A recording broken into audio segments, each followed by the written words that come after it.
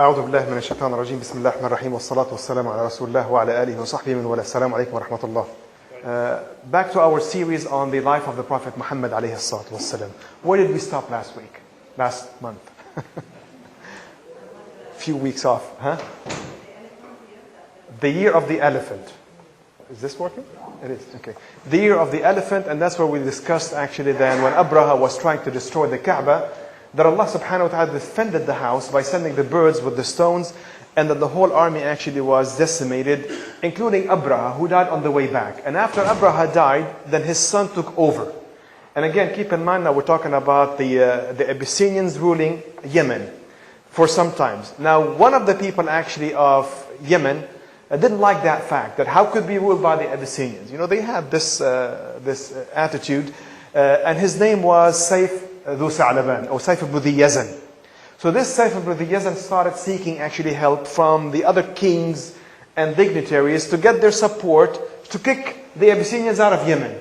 So he went all the way to the king of Persia at the time. His name is Kisra. Kisra was his title, like you say the Caesar, this is Kisra.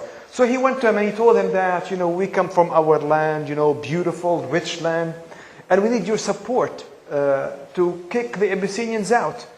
And of course, the king of Persia didn't pay much attention to him. He says, just give him some money. Give him, you know, like 1,000 dinar, and he'll go back to his own country.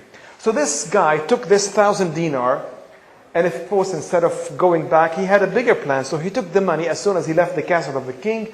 He started distributing the money all over to everybody, which is a strange thing to happen. And of course, the king found out. This guy took the gift that you gave him, and he just spread it all over. So the king sent back that guy, you know, hey, why are you doing this? And he says, you're trying to buy me off with this 1,000 dinar. Wallahi, I come from a land where the mountains are made out of gold and silver. Well, the king knows what, you know Yemen, what Yemen looks like, gold and silver. What is he talking about? And he says that we have a lot of resources. We have oil, you know.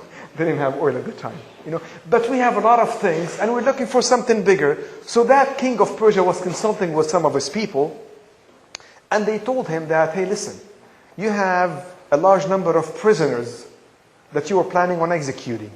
Why don't you make an army out of these prisoners and then send it with them? You know, if they die, you are planning on killing them anyway. You know, if they survive, it will be part of your own kingdom. And he liked the idea, so he sent the army, and then true enough, they were able to defeat the Abyssinians, and now Yemen was in the hand of the Persians.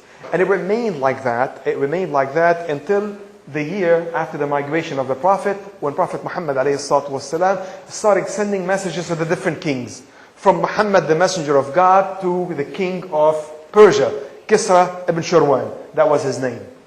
And he told him that Allah sent me, and he started conveying the message to him. Now the king of Persia, when he received the message from Prophet Muhammad ﷺ, it says, from Muhammad Rasulullah to Kisra ibn Shirwan. Before he even read the rest of the letter, then the guy got very upset. What? He put his name before mine, so he shredded the letter. And he sent to his representative in Yemen, and he told him, then send 2 people to bring that Muhammad to me. Look at the arrogance, you know, thinking that it's going to be something really easy. So that guy, who was ruling Yemen on behalf of Kisra, sent 2 horsemen, strong horsemen, all the way to Medina. That was after the migration. You know, to bring Muhammad ﷺ as a prisoner to the king of Persia. Prophet Muhammad met with them. Of course, he was the head of the state. They didn't know much actually. But he visited with them.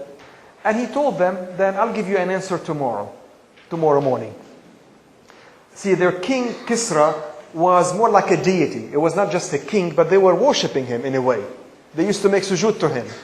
So the next morning, during that night, actually, that king died. The king Kisra ibn Shirwan died.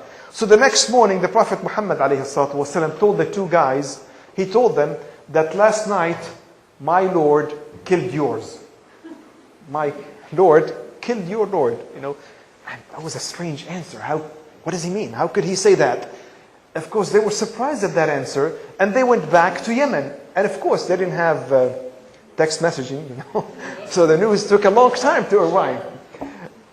It would take a long time. So the next morning, those guys went all the way back to Yemen, and after calculating, Jazakallah khair, Allah yabarik feek, after actually looking at the dates, true enough, the king of Persia died on that same night. that's when the rulers of Yemen decided actually to declare their Islam. And the Prophet Muhammad ﷺ kept them actually in charge of Yemen until later on, where different kings came, and a person by the name of Al-Aswad al-Inasi came out declaring to be a prophet, and the whole story will come to it later. We'll go back to the story of the Prophet Muhammad ﷺ. The Prophet Muhammad ﷺ, of course, he was born during the year of the elephant, 50 days after the incidents of the elephants. And that's how they used to date. But by the way, subhanAllah, you'll find, how old was the Prophet when he received the revelation?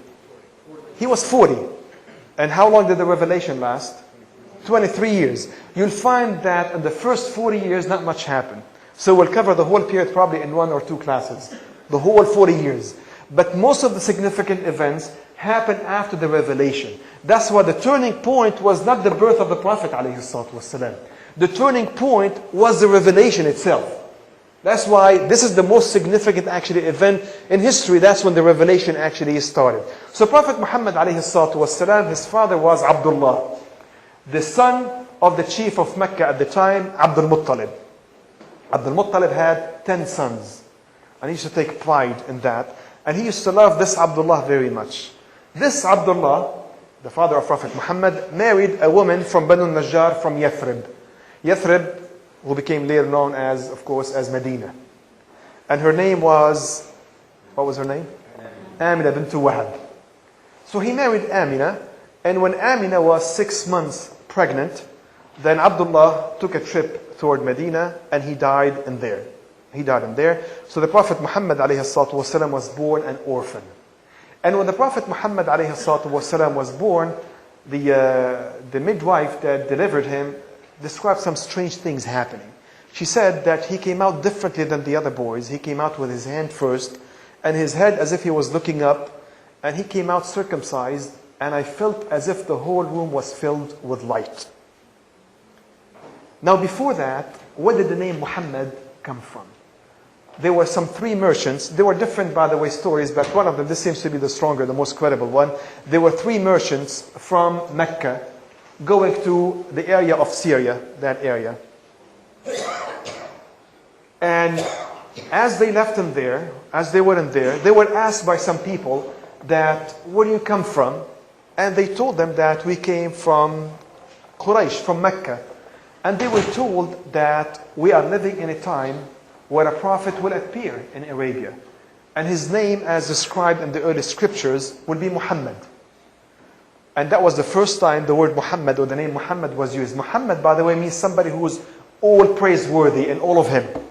Someone who is يحمد في كل شيء. Someone who is praiseworthy in everything, alayhi salatu wasalam. So those 3 guys, they said, well, a prophet is coming, his name is Muhammad. And their wives were already pregnant. So they said, well, if we have baby boys, we will call them Muhammad. And then true enough, all 3 of them actually had baby boys, and all 3 of them named theirs Muhammad with the hope that it would be the Prophet. But of course it was neither of them. Now Abdul Muttalib, the grandfather of Prophet Muhammad, of course after he took guardianship or support of his, after his father died, when he heard of what happened at the time of his birth, then he also heard of the story that the 3 merchants brought. So he hoped that this grandson of his will be that prophet, so he called him Muhammad. And that's where the name Muhammad came from. Now Prophet Muhammad ﷺ, of course, his mother, Amina bint Wahab, she nursed him, and she had another woman that also helped nurse him, and her name was Ayman.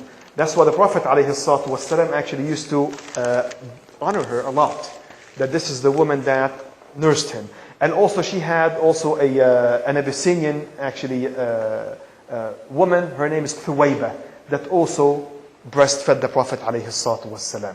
Now it was the habit of the Arabs at the time to send people to the countryside. No pollution, no smog, nothing. And it was something, a habit, that they used to consider themselves living in a village. So they would send their own sons to spend some time, with the Bedouins, to learn some of the nice habits, some of the eloquence, because they were known for their language, and some really nice habits like the courage, the hospitality that the Bedouins were known for. So every once in a while, there will be some women from those people that live, in the countryside, that will come looking for nursing babies. And it happened at the time that there was actually a caravan coming from the tribe of Banu Sa'd, the tribe of Sa'd, and there were 10 women in that caravan looking for 10 nursing babies. And of course they were met by mothers from the city of Mecca looking for nursing mothers for their own children.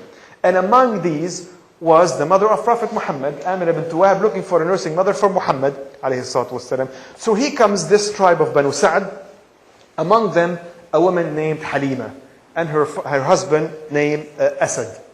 What? I'm sorry? Halima and her husband named Asad. And this Halima used to be very poor. She was the poorest among them. She used to be trailing behind everybody. She had a mule, that she was riding, and her animals were so frail. She was trailing behind everybody. And they would keep on telling her, "Yeah, Halima, you're keeping us behind. Hurry up. I'm trying my best," moving as fast as she could. And then, of course, they came. All the mothers offered their sons. Nobody took Muhammad alayhi salatu wasalam. Why? Because Muhammad was an orphan. Now, of course, they would not take money in return for nursing the children. It was a shame, but they accept gifts. Yeah, a way around it. They would not take her. That's why they said, well, this guy, he's an orphan. Who's going to give us any gift? That's why nobody took him. And also Halima, she was very poor. Nobody gave her their child because she was very poor. What is she going to offer our child? So at the end, Halima ended up without a nursing child, and Amina ended up without a nursing mother. That's when the husband of Halima said to his wife, well, let's take this orphan. Maybe God will give us blessing with him. And they said, she had another son, the same age as the Prophet Muhammad, who never actually had enough milk from his mother. She said that the moment she took Prophet Muhammad, everything changed. Her son ate to the fullest. And Prophet Muhammad alayhi salatu wasalam, everything changed with her animals. On their way back, her animals were in the front of the caravan. They told her, "Ya Halima, are these the same animals that you came on?" "Yeah, same one. Just like you see."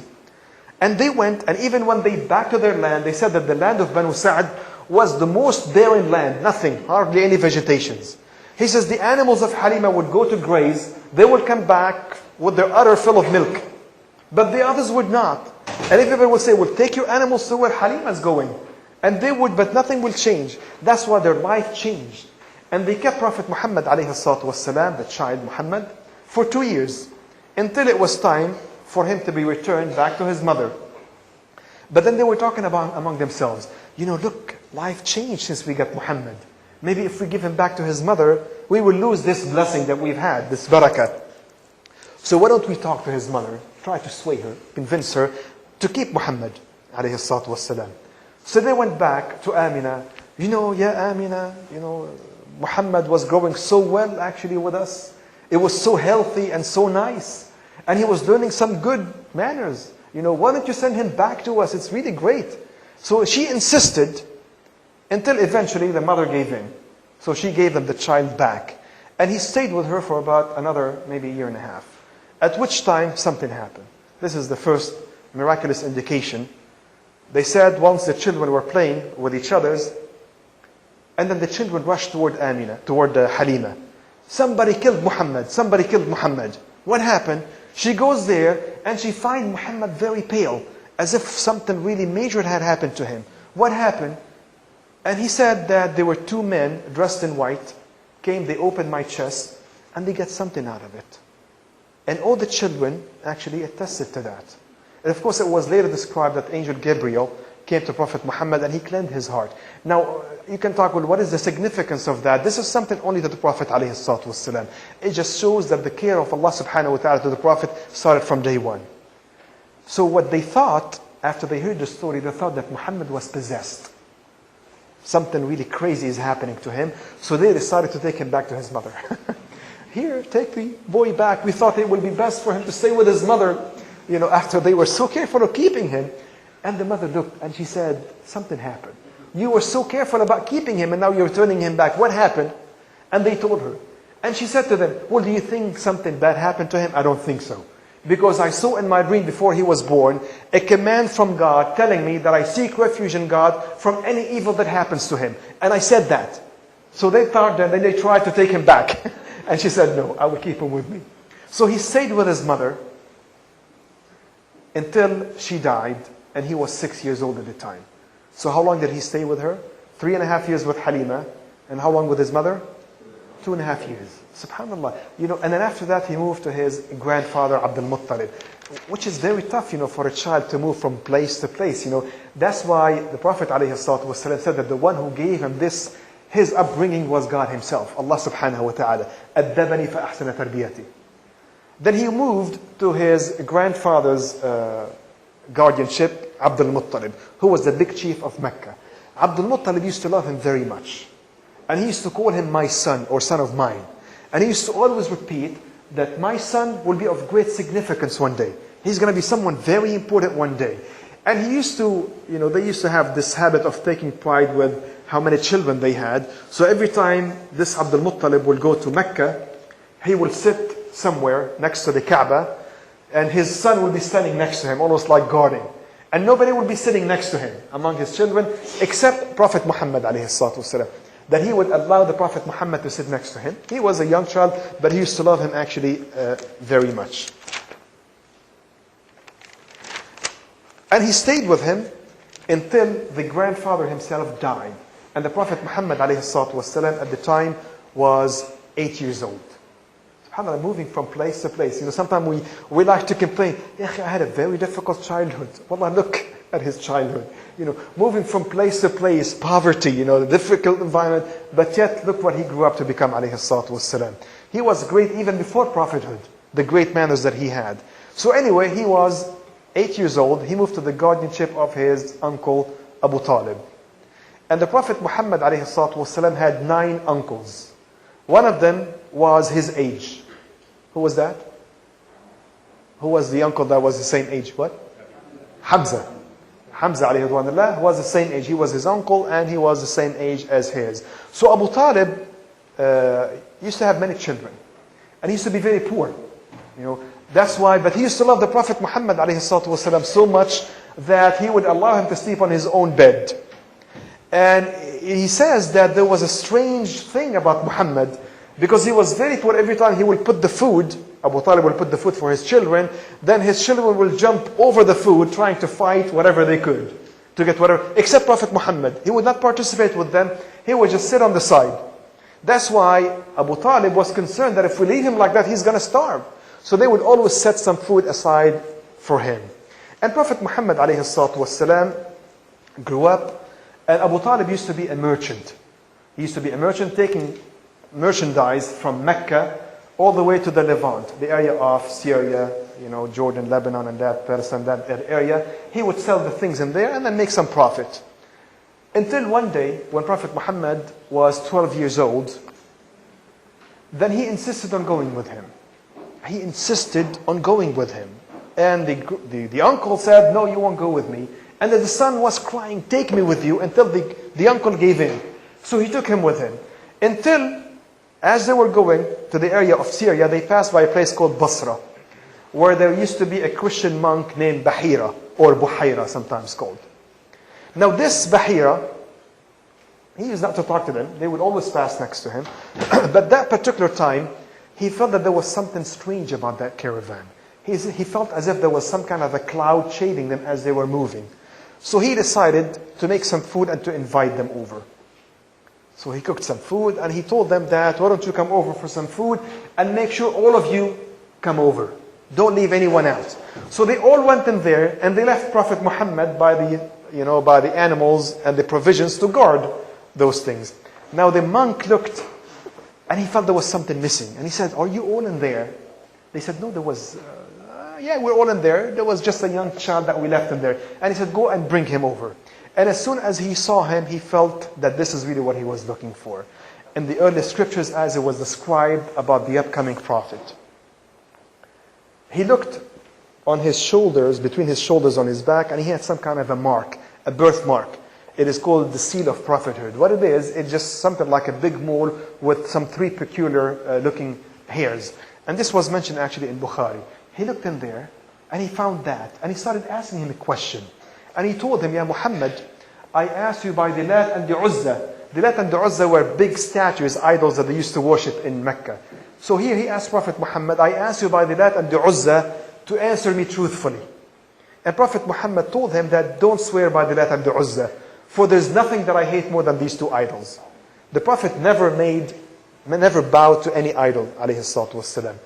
So the monk told him that I ask you by Allah. And he started asking questions. His habits, how he eats, how he drinks, how he sleeps. And he looked at Abu Talib and he told him, who is this boy to you? And Abu Talib told him that this is my son. And the monk told him, no, his father couldn't be alive. And he told him, no, he's my nephew.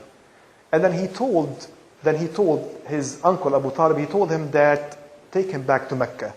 If you take him to the area of the Levant, to the area of Syria, he says some of the Jews over there will see him and they will recognize him and they will know who he is and they might kill him. And he insisted on him to take him back to Mecca. And he did. Prophet Muhammad was returned to Mecca. And then Prophet Muhammad alayhi salatu wasalam, of course the story continued as if it had happened.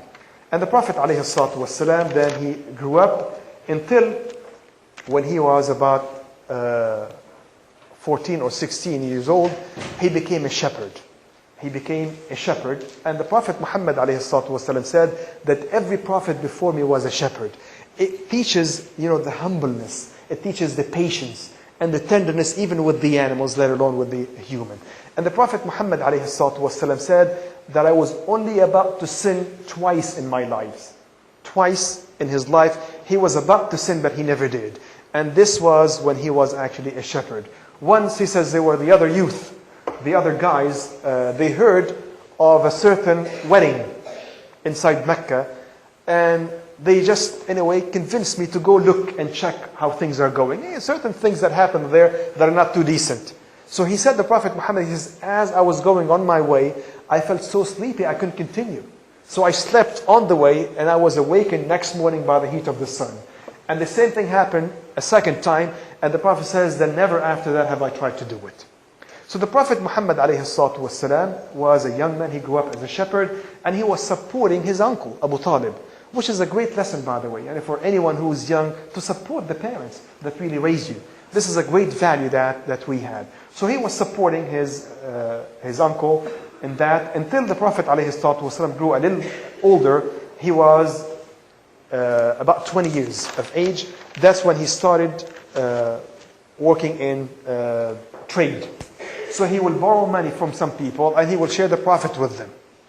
And he kept on doing that until actually around that age there was something called Hilf al-Fudul. There was a man that borrowed some money, or Al-As ibn Wa'il, the father of Amr ibn al-As, borrowed money from somebody and refused to pay it back to them. That's what the Prophet ﷺ called among the leaders of Quraysh, that who will side with me to sign an agreement, a treaty, that if anybody is oppressed, we will all gather in supporting him. And this is called Hilf al-Fudul, and the Prophet praised it tremendously even after the revelation started. And then the Prophet ﷺ was 24 or 25 years of age. And at that time, of course, there was a great woman in Mecca who was rich and beautiful. She was a widow that everybody actually is looking to getting married with her. But she was refusing everybody. Who was that woman? Khadija, of course, one of the greatest women. In Islam we said there are 4 women that attain perfection. The greatest. What's the first one?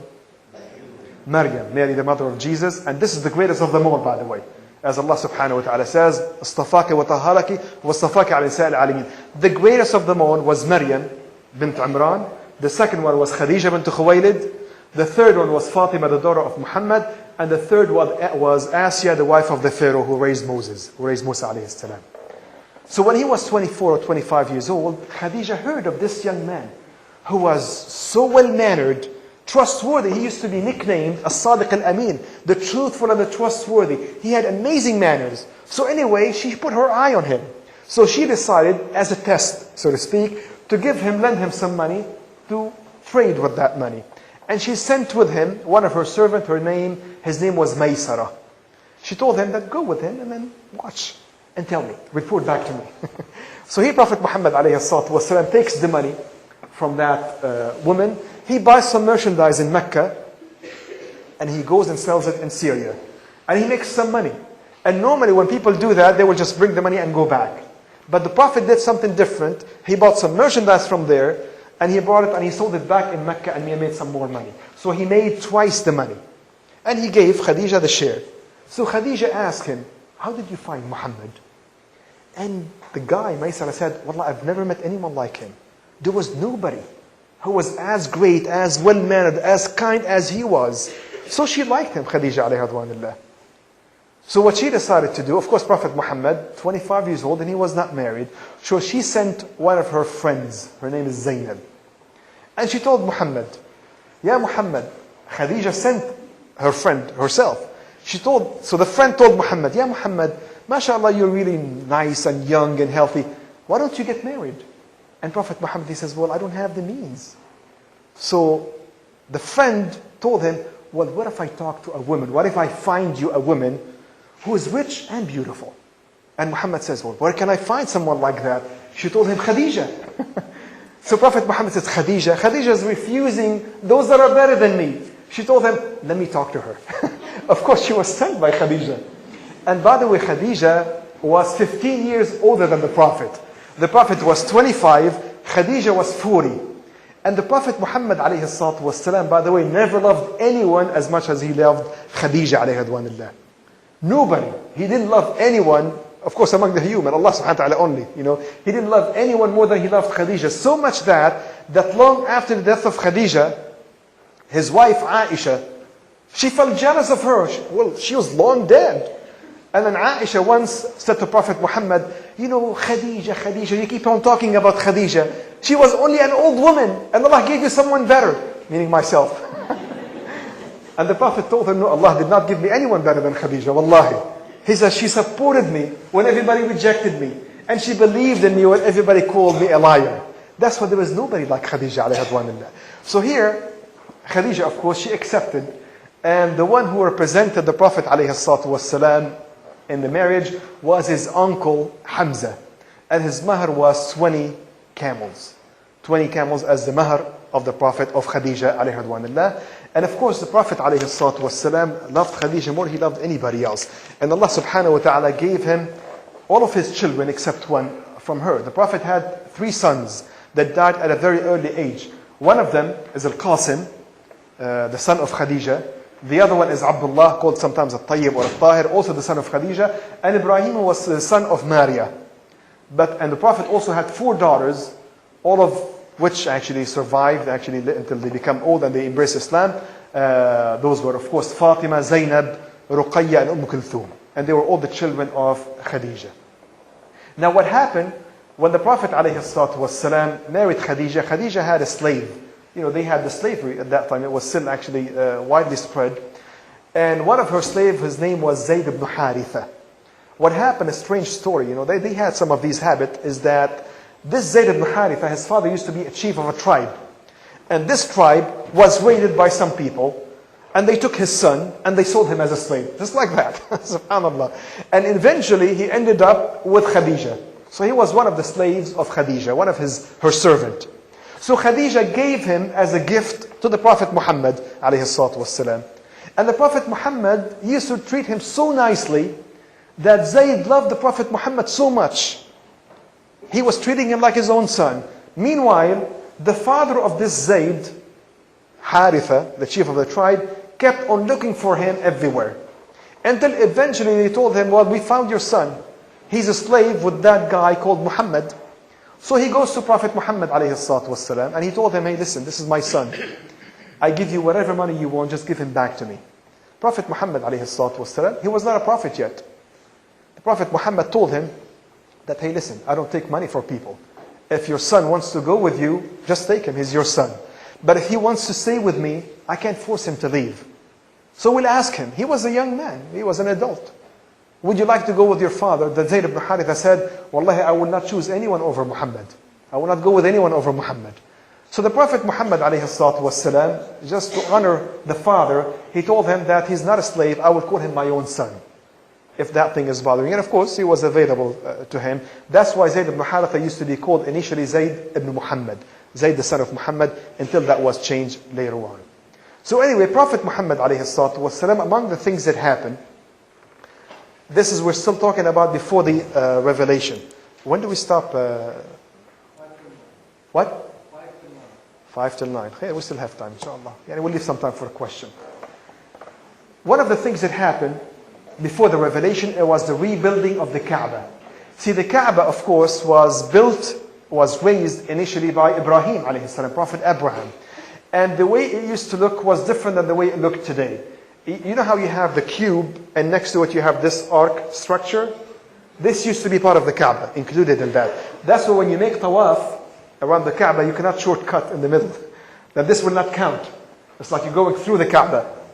So the Kaaba was big. But what happened is that they were putting different covers of the Kaaba, one after the other. And with the floods and everything, then the Kaaba started cracking. So they decided that, well, we have to rebuild it. We cannot actually, it's going to fall down eventually. So they decided to rebuild the Kaaba. But who's going to actually break down the first rock? Everybody says, I won't do it. He says, hey, listen, remember what happened in the story of the elephant? So who's going to do it? Until one man, actually his name is Walid ibn Mughira, he says, well, yes, we're not destroying it for the sake of destroying it. We're trying to rebuild it. So I will be the first one to break the first rock. So he started breaking. And he told them, yeah, why don't you join me? And they said, no, we'll wait till tomorrow. We'll see if God did anything to you. And then we will stop. We'll decide whether we do something or not. The next day, of course, nothing happened to him. So they decided to start demolishing the Kaaba to rebuild it again. And they kept on breaking down the Kaaba until they got to the black stone, which is the corner of the Kaaba. Ibrahim has put it as like almost the center part of the Kaaba. And of course, the black stone was the most sacred part of the Kaaba. And everybody, it was their habit at the time, want to carry the black stone. Each tribe, they said, Wallahi, nobody carries the black stone except ourselves. Nobody can carry the black stones except us. And we're willing to defend that with our blood. And everybody says the same thing. That we will defend the right to carry the black stone with our blood. Nobody will carry it except us. And a big fight was about to erupt until an old man said, hey, listen, you're going to fight and it's going to be a bloodshed and everything. So he said, the first man that enters the haram, he will be the mediator. He will decide. And whatever decision he makes, we will all abide by that. Okay, that's fine. And true enough, who enters the masjid? Prophet Muhammad alayhi salatu wasalam. And when he entered, they were really happy about that. Look, it is the Sadiq al-Amin, the truthful, the trustworthy. And Prophet Muhammad alayhi salatu wasalam decided to do the following. He said, he took off his mantle, he took off his cloak, and he put it on the floor. And he grabbed the black stone himself, and he put it on his mantle, and he said, one representative from each tribe will carry one of the corner of my mantle, and they will move it. So as such, everybody carried that. Well, the reality of the Prophet is the one who did it. Everybody carried the corner until they moved it. So as such, everybody participated with carrying the black stone, and with that he was able to dissipate this big conflict. And the same thing was reversed when the Kaaba was rebuilt. But when they were rebuilding the Kaaba initially, like I said, included all of that space, and it had two doors, which were ground level. People will enter through one door, and they exit through the other. But the money that they collected, they said that the money that we collect to rebuild the Kaaba has to be legitimate money, halal money. So no money from gambling, no money from anything that is evil. And the money that they collected was not enough to build the big structure. That's why it was short. That's why the ark was left out. And instead of doing two doors, they only built one door, which is high. Why did they do that? So as not to allow anyone the privilege of going through the Kaaba except themselves. And subhanAllah, taking it to their own advantage.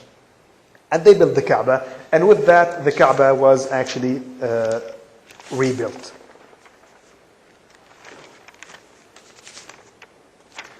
Wallahi, before there's another actually story which is going to take a little long time. So inshallah, we'll stop in here. If anybody has any question, and then if not, we'll continue. Walhamdulillah Rabbil Alameen. Wallah, subhanAllah, I think, like I said, sometimes, we just go into self-pitying ourselves, and then look how I grew up, and I didn't have anything, or my parents cannot relate to me, my parents don't understand me.